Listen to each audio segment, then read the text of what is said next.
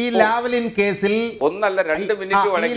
കേസിൽ പിണറായി വിജയൻ കുറ്റവിമുക്തനാണെന്ന് അദ്ദേഹത്തിന് ബോധ്യമുണ്ടെങ്കിൽ എന്തുകൊണ്ട് ലാവ്ലിൻ കേസ് പെട്ടെന്ന് വാദിച്ച് തീരുമാനമാക്കണം എന്ന് പറഞ്ഞുകൊണ്ട് ഈ കഴിഞ്ഞ 6.5 വർഷക്കാലത്തിനിടയിൽ ഒരു തവണ പോലും എന്തുകൊണ്ട് പിണറായി വിജയൻ സുപ്രീം കോടതിയിൽ ഒരു എയർലി ഹിയറിംഗ് കൊടുത്തില്ല? പിണറായി വിജയൻ എന്തിനാണ് ഹരീഷ് സാൽവയെ വക്കീലാക്കി വെച്ചിരിക്കുന്നത്? ഇതിന് മാത്രം ഒന്ന് മറുപടി പറഞ്ഞേ. 39 തവണ മാറ്റിവെച്ചത് എന്തിനാണ്? ഈ 2 കാര്യത്തിന് മാത്രം ഒന്ന് മറുപടി പറഞ്ഞാൽ മതി. അങ്ങേക്കറിയാവുന്ന കാര്യമല്ലേ എന്തുകൊണ്ടാണ് മാറ്റിവെക്കപ്പെട്ടത്? സുപ്രീം കോടതിയിലെ റോസ്റ്റർ നിശ്ചയിക്കുന്നത് കേരളത്തിന്റെ മുഖ്യമന്ത്രി പിണറായി വിജയനാണോ? റോസ്റ്റർ നിശ്ചയിക്കുന്ന ചീഫ് ജസ്റ്റിസ് ഓഫ് ഇന്ത്യ ആണെന്നേ. Chief justice of India roster നിശ്ചയിച്ചു കൊടുത്തു കഴിഞ്ഞതിന് ശേഷം ആ കേസിൽ ഒറ്റ മിനിറ്റ് കൂടെ പറഞ്ഞാൽ ഒരു കാര്യം കൂടെ ഓർമ്മിപ്പിക്കാം. സോളിസിറ്റർ ജനറലാണ് ഹാജരാകുന്നത്. 2009 പിണറായി വിജയനെതിരെ കേരളത്തിൽ CBI കുറ്റപത്രം സമർപ്പിച്ചു. പിണറായി വിജയൻ 9ാം പ്രതിയായിരുന്നു. ആ കുറ്റപത്രം സമർപ്പിച്ചപ്പോൾ ആ കുറ്റപത്രത്തിൽ ലാവ്ലിൻ കമ്പനിയുടെ വൈസ് പ്രസിഡന്റായിട്ടുള്ള ക്ലോസ് ട്രെൻഡൽ പ്രതിയായിരുന്നു.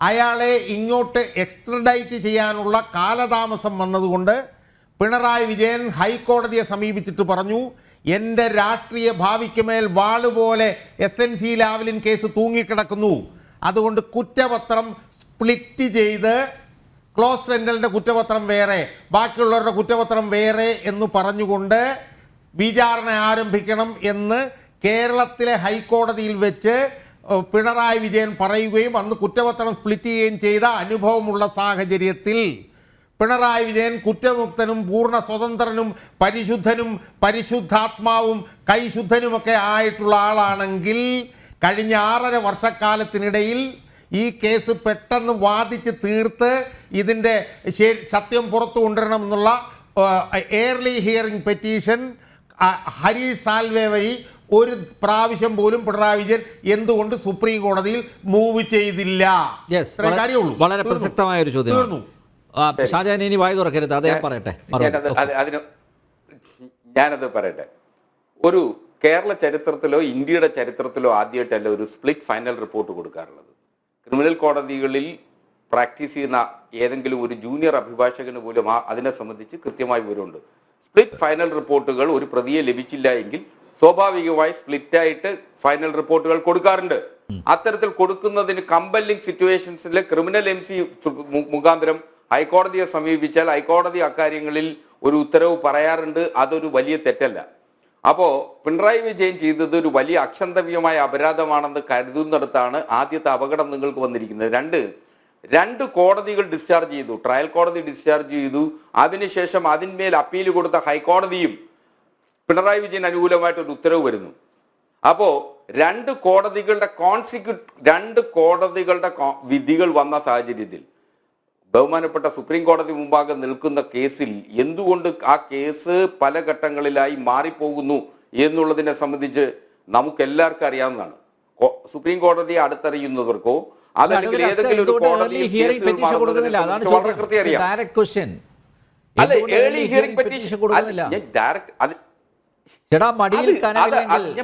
കനമില്ലെങ്കിൽ കൈകൾ ശുദ്ധമാണെങ്കിൽ സാറേ ഇതെല്ലാം പെട്ടെന്ന് തീർപ്പാക്കട്ടെ, അങ്ങനെയല്ലേ കരുതേണ്ടത്. ഇപ്പോൾ SFIയോടെ അല്ല ഏത് ഏജൻസിയുടെ അന്വേഷണം വരട്ടെ, വന്ന് പോട്ടെ, കുറ്റവിമുക്തമാക്കപ്പെട്ട് അങ്ങ് തീരുമാനിക്കേണ്ടതിന് പകരം അന്വേഷണമേ പാടില്ല എന്നൊരു നിലപാടെടുക്കുമ്പോൾ സ്വാഭാവികമായിട്ട് സംശയിക്കില്ലേ?